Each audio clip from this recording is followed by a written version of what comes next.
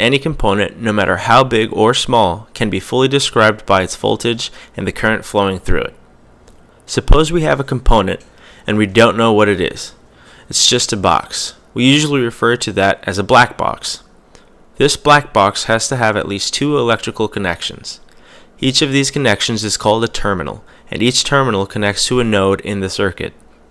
Even though we do not know what this box is, we can fully describe it, electrically speaking, by figuring out its voltage across the terminals and the current flowing through it.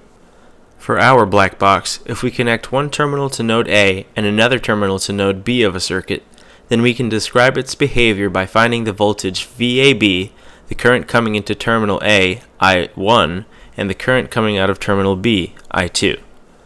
Let's stop for a moment to discuss the polarity of currents and voltages. We know that if voltage VAB is 1 volt, then voltage VBA is negative 1 volt. We also know that if a current flowing from node A to node B is positive, then the current flowing from node B to node A is negative. It's now time to formalize the sign convention we use in the series of videos. The most common one is called the passive sign convention, which establishes that positive current flows in the direction of a voltage drop across a component. It is important to understand that this is a convention. You could choose the direction of positive current to be in the direction of voltage rise, and as long as you're consistent throughout the circuit analysis, you would be able to analyze the circuit correctly. But we recommend that you stick to the passive sign convention.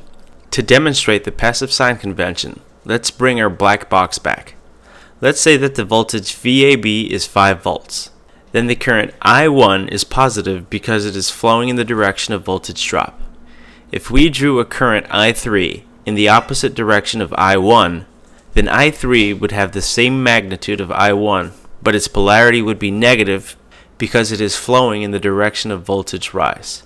If we now flip the polarity of VAB to negative 5 volts, then the current I1 is negative and I3 is positive.